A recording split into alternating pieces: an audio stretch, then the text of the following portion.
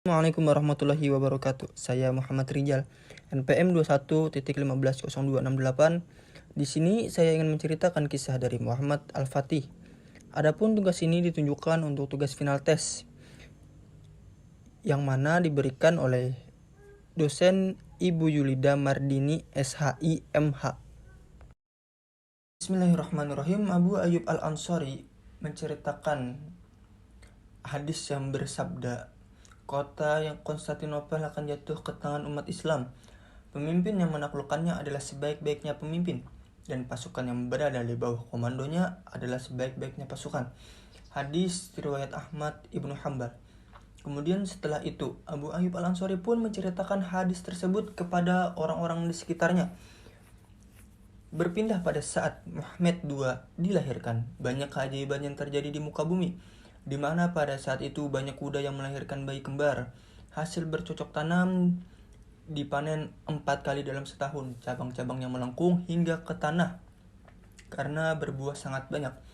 Bahkan, komet pun terlihat melintas di daerah Konstantinopel pada tahun yang sama pada siang hari, di mana hal itu dipercaya oleh orang-orang sebagai pertanda bahwa tembok pertahanan akan runtuh. Pada tanggal 29 Maret 1432 Masehi di kota Edirne, Turki, lahirlah anak dari Sultan Murad II. Beliau memberikan nama anak tersebut Mehmet, atau yang sering kita kenal dengan Muhammad Al-Fatih. Digambarkan bahwa Sultan Murad II dikabari tentang kelahiran anaknya saat ia sedang membaca Al-Quran surah Al-Fat. Saat usia 2 tahun, Mehmet naik tahta. Ini dikarenakan Sultan Murad II, yaitu ayah beliau, yang tidak mampu menyelesaikan perang dingin antara para penasihat dan pemberontak. Kemudian beliau pun memutuskan untuk menyerahkan tahta kepada putranya, yaitu Mehmet. Namun, Perdana Menteri Khalil Fasha menggulingkan Mehmet dan membuat Sultan Murad II kembali berkuasa, dikarenakan adanya kemungkinan ancaman dari tentara salib lainnya. Sementara itu, Mehmet pun akhirnya dikirim ke Saruhan Sancagi. Saat Sultan Murad II meninggal dunia, Sultan Mehmet dipanggil pulang ke Edirne, Turki untuk kembali menaiki tahtanya. Dan di saat Sultan Mehmet sampai di Edirne, beliau langsung ke tempat jasad ayahandanya, kemudian mencurahkan segala isi hatinya dan kecintaannya terhadap sang ayah yang selama hidupnya tidak pernah memperhatikannya.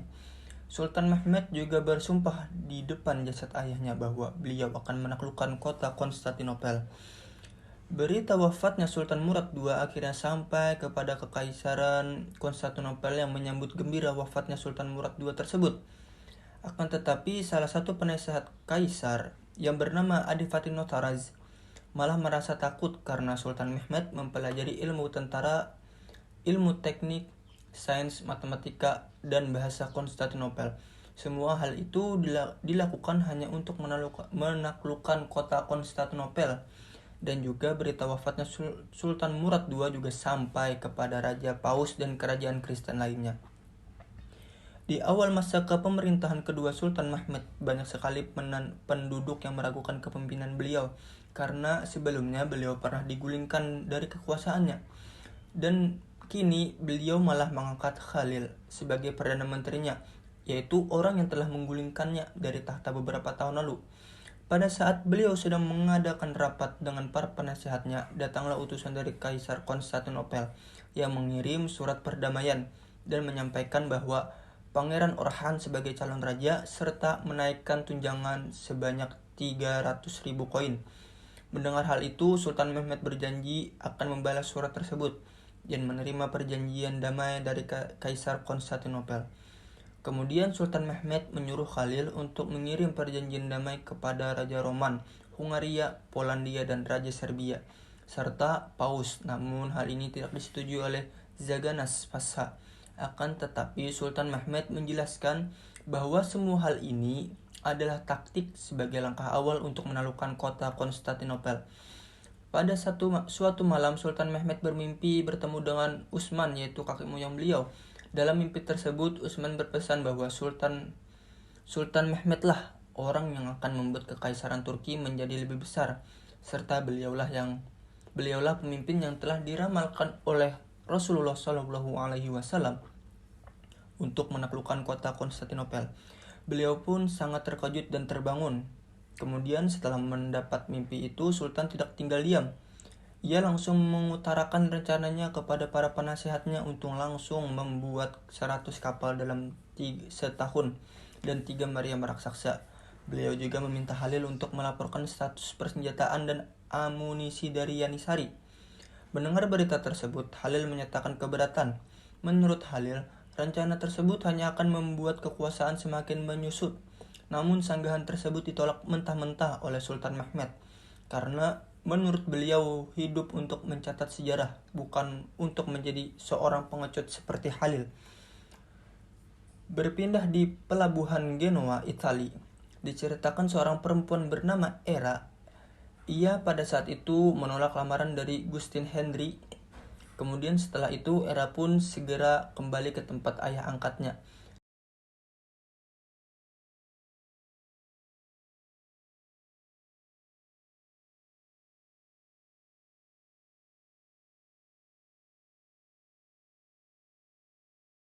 Singkat cerita, sesampainya di rumah, Era pun menyampaikan kepada ayahnya bahwa Adipati Notaras menolak rancangan katrol dari sang ayah, dan si Adipati malah menginginkan ayahnya untuk membuatkan meriam raksasa, namun sang ayah yang bernama Urban itu pun menolak. Setelah itu diceritakan Hasan bertemu dengan seorang pelayan istana kekaisaran Konstantinopel. Pelayan istana tersebut memberitahukan bahwa malam nanti akan ada acara makan malam di istana Konstantinopel yang dihadiri langsung oleh Pangeran Orhan. Dalam acara tersebut, mereka membahas tentang cara membantu Karamogu Ibrahim yang sedang dalam persiapan perang melawan pasukan Sultan Mehmed. Pembicaraan tersebut didengar oleh sang pelayan, yaitu teman Hasan yang tadi. Lalu ia pun menyampaikan informasi tersebut kepada Hasan, dan Hasan menyampaikannya pada Sultan Mehmed, sehingga Karamogu Ibrahim pun akhirnya menyerah sebelum terjadinya peperangan, karena surat dukungan yang dikirimkan oleh Orhan berhasil direbut oleh Hasan.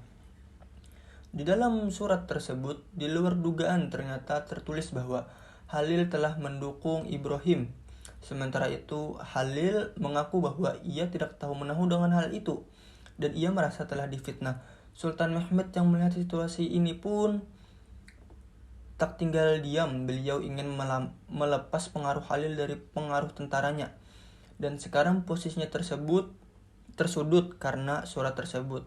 Sehingga dalam perjalanan pulang dari perang, beberapa tentara ditanya kesetiaannya, meski mereka bukan musuh, dan Sultan Mehmed memanfaatkan momen ini dengan dalih untuk menghukum pasukan yang lalai dengan tugasnya, sehingga pasukan lain yang melihat ini pun dia akan lebih sungguh-sungguh dan tidak sekalipun berniat untuk mengkhianati Sultan. Pada tahun 1452 Masehi, Sultan Mehmed mulai membangun benteng di Bagos Kesan.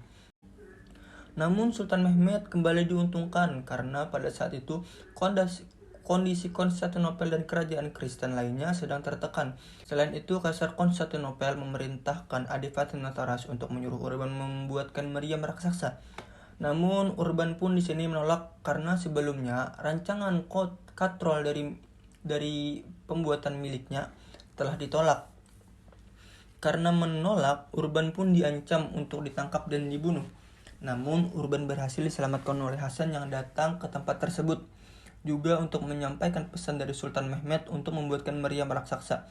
Sebagai tanda terima kasih, Urban pun akhirnya mau bertemu dengan Sultan Mehmed, dan ia menyetujui permintaan Sultan itu untuk membuatkan meriam raksasa yang belum pernah ada sepanjang sejarah.